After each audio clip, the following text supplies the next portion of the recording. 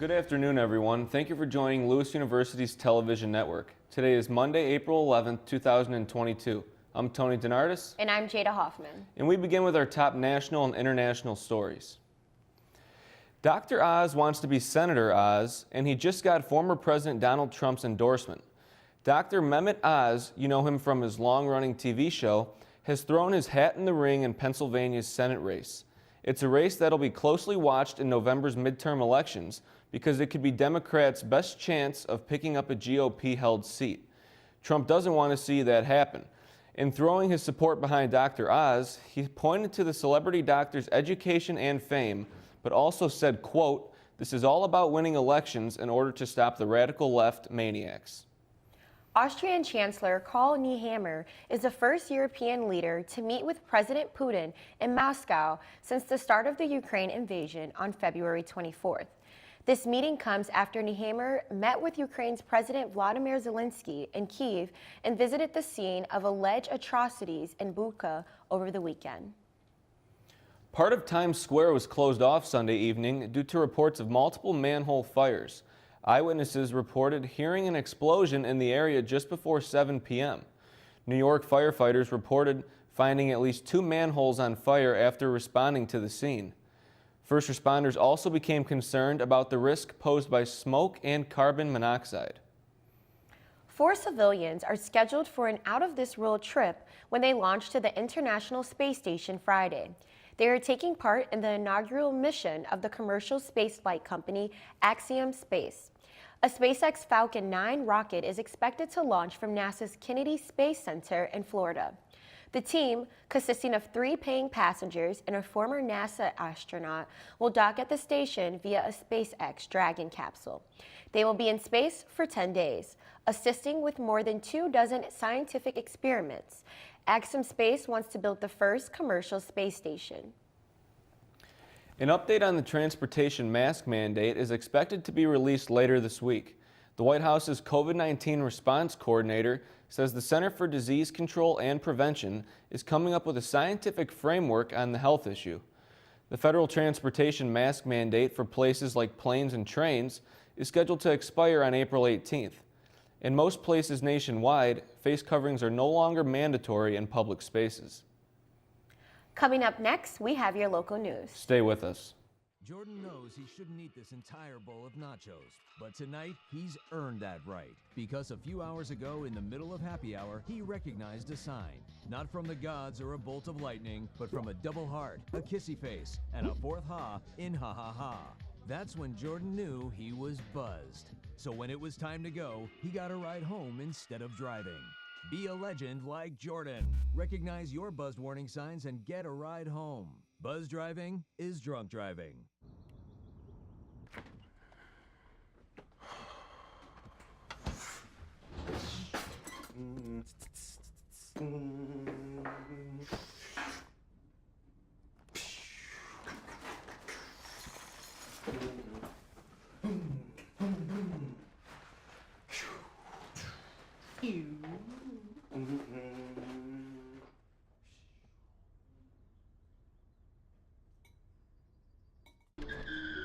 If I could go back and change it all, I would. I think I'm gonna miss you the most. I'm sorry. I'm so sorry. I'm so sorry. Or maybe it's just the little moments. If I could go back and change it all, if I could go back, I would. But I can't.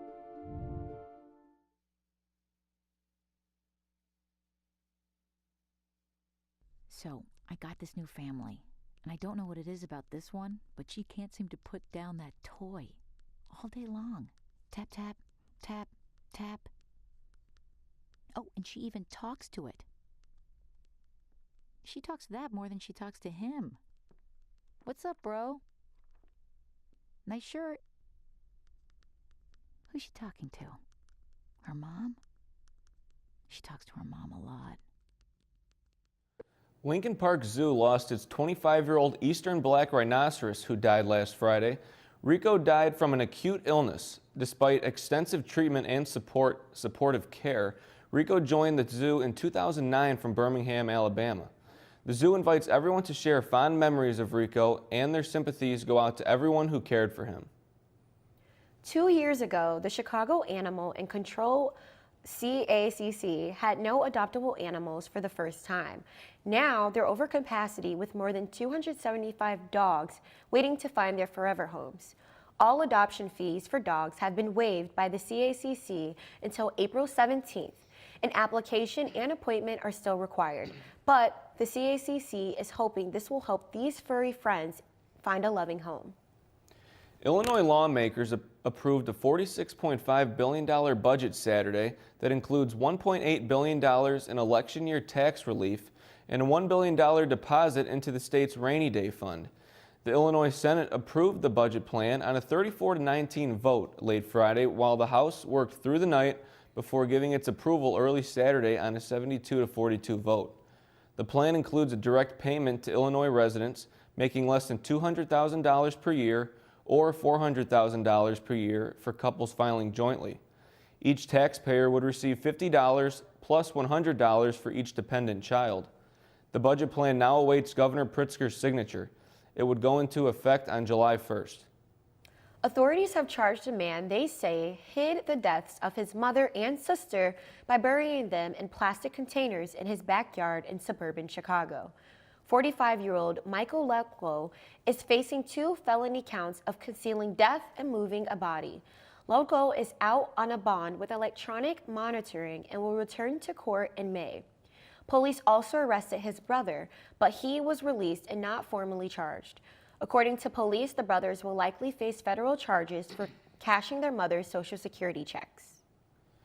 A Chicago police sergeant and a young girl and her mother are reported to be in good condition following a traffic accident involving a car speeding through an intersection on Saturday. The sergeant was conducting a traffic stop when he asked the driver of a red Honda to step out of the vehicle. The driver refused, speeding through the intersection, and swerved into a crowd of people, striking a woman and a young girl. The driver fled the scene, and no one has been taken into custody as of yet. Coming up next, we will have your entertainment news. Stay tuned.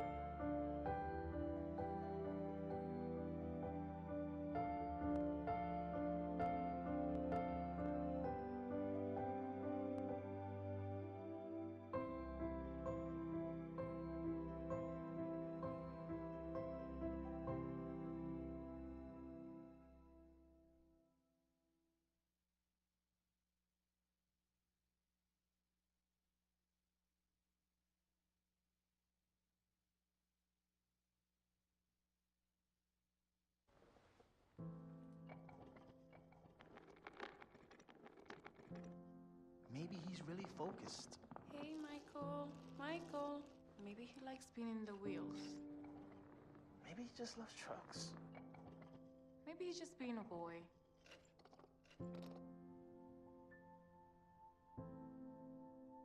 Preoccupation with objects is one early sign of autism.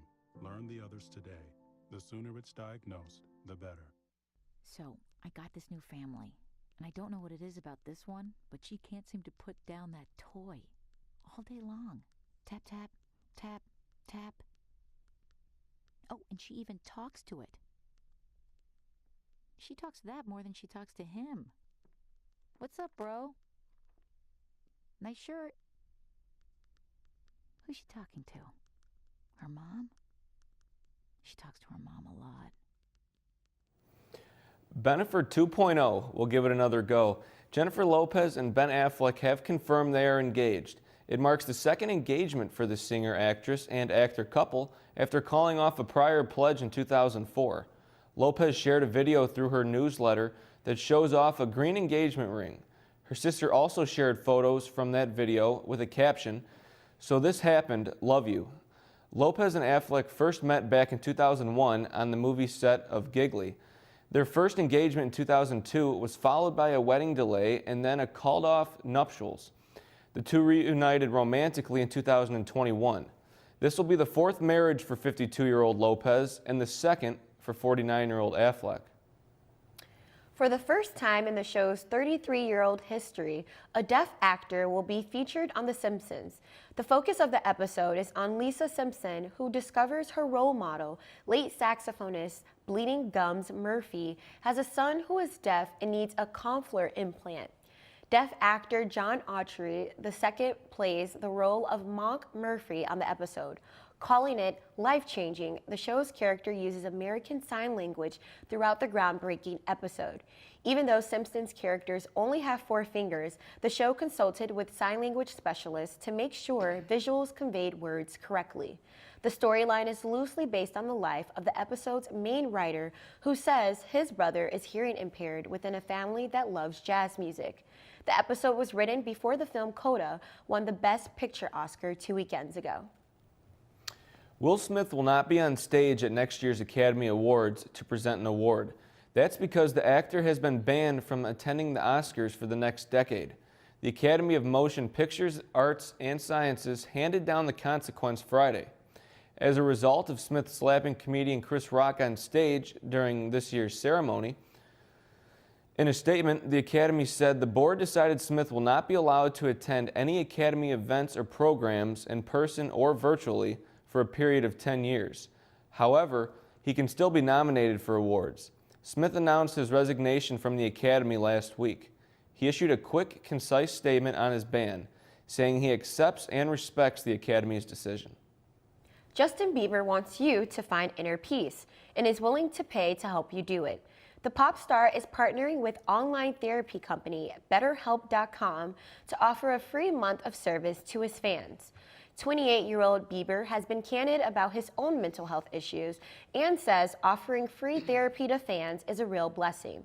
He's also giving members of his road crew free access to licensed therapists for 18 months. The Grammy winner is currently on the first leg of the biggest tour of his career. Pink Floyd is reuniting for a good cause. The legendary rock band is releasing the new single, Hey Hey Rise Up, Friday. All proceeds go to Ukrainian humanitarian relief. Pink Floyd hasn't released new music in 28 years. Hey Hey Rise Up features the band's original guitarist David Gilmour and drummer Nick Mason. It will also include vocals from the Ukrainian band Boombox, which performed in central Kiev recently to protest the Russian invasion. Gilmour says that performance encouraged him to do this project. Up next, we will have your weather update. Stay with us.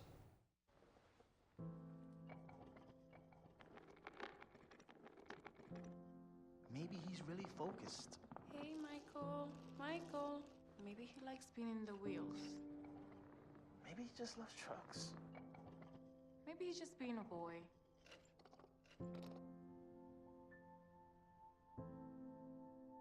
Preoccupation with objects is one early sign of autism.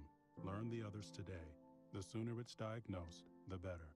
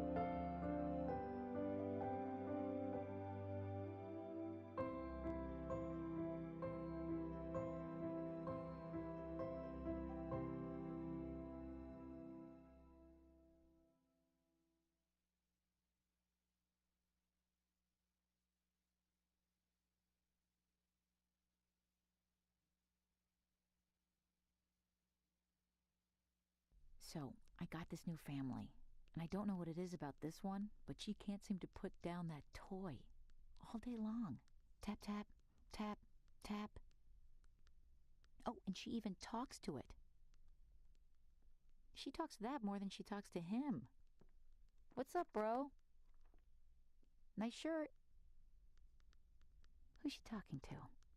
Her mom? She talks to her mom a lot.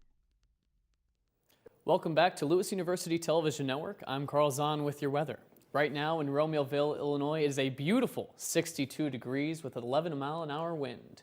In our local temperatures up in Madison, Wisconsin, we're looking at 64 degrees, a little chillier down in Kankakee and Valparaiso at 57 and 55 up in Grand Rapids.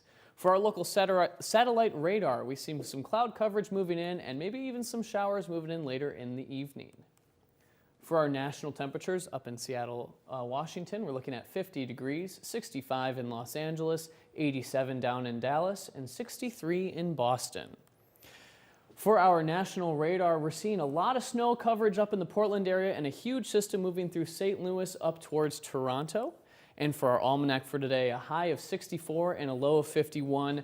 Pretty warm normally. We're at 57 normal and a 39 low, but our records in 1930, we were sitting at 90 degrees, and in 1882, we were at 25. That's it for weather. Stay tuned for sports.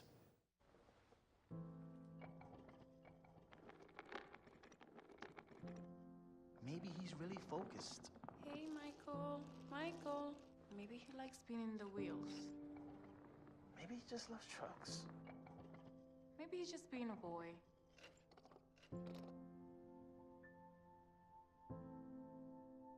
Preoccupation with objects is one early sign of autism. Learn the others today. The sooner it's diagnosed, the better.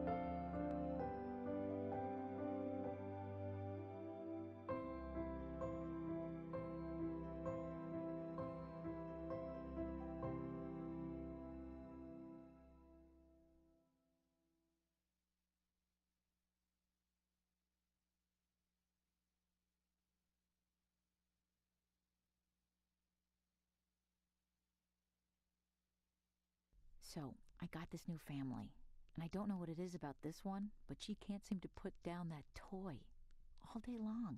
Tap, tap, tap, tap. Oh, and she even talks to it. She talks to that more than she talks to him. What's up, bro? Nice shirt. Who's she talking to? Her mom? She talks to her mom a lot. Lewis University's 13th ranked men's volleyball team defeated Lindenwood 3-1 in its regular season finale on Saturday evening at No Carey Arena. The Flyers improved to 15-11, 7-7 MIVA, and will be the 4th seed in the MIVA tournament. The Flyers were able to take the first set 23-25, but then dropped the second set to the Hawks by a score of 20-25. The Flyers would then go on to win the next two sets 29-27 and 25-21, securing the victory in the match. Lewis will host 5th-seeded Ohio State next Saturday evening in the first round of the MIVA tournament at home in No Carey Arena. Time and ticket information will be posted at lewisflyers.com today. The Lewis women's track team took third at Pacesetter Invite in Terre Haute on Saturday. The Flyers had 22 top 10 finishes, including first place finishes from Rose Abuli in the 100, Kyla Chalmers in the 400, and the 4x1 team of Jada Hoffman, Alexandra Martinez, and Rose Abuli, and Natasha Burnett. The women will be back in action next week as they head to California to compete across 4 different meets. Lewis men's track team took 5th at the Indiana State Pacesetters Invite on Saturday with 9 top 10 finishers. Dan Ford had the best finish of the meet, taking 3rd in the 1500, running a time of 3:55.47. Other top finishers include Anthony Pena, who took 4th in the 1500, Ian Morrison, who took 4th in the steeplechase, and Kevin Cousins, who placed 4th in the pole vault. The Flyers are back in action next week as they will head to California to compete across 4 different meets. Lewis University's men's lacrosse team overcame an early 3-goal deficit but ultimately fell to 9th-ranked Lindenwood 14-10 on Saturday afternoon at Hunter Stadium in St. Charles, Missouri. The Flyers fall to 7-5, 2-2 in the GLVC. The Flyers recorded 29 shots in the contest, including 18 on goal, and were led by Boyanko with 4 goals, while Clement added 3. Tyler Shively-Ablang, Cole Roth, and Jack Stone caused 2 turnovers apiece, and Peter Carlson scooped up 3 ground balls. Lewis returns to action next Saturday as it travels to Quincy, Illinois to take on the Quincy Hawks at 7 p.m. at Quincy Stadium. On Sunday at Lewis Stadium, the women's lacrosse team picked up the win on Senior Day. The Flyers defeated Missouri Western State University 11-9. With this win, the Flyers improved to 3-7 on the season. The Flyers took the lead late in the first quarter of the second Bracy Page goal and never gave it back. Page was the leading scorer as she added in the 3rd goal in the second quarter, and Emily Meredith chipped in 2 goals of her own. Faith Engel was in net and credited with the win as she had a 12-save performance. The Flyers are back in action this Thursday when they take on Quincy. That's it for today's news. Thank you for watching. As a reminder, you can always keep up with Lewis News on Facebook, Twitter, Instagram, and by visiting our YouTube channel. I'm Jada Hoffman. And from all of us here at LUTN, we would like to congratulate our anchor Jada Hoffman and our weatherman Carl Zahn on graduating this May. And I'm Tony Donardis. Have a great night.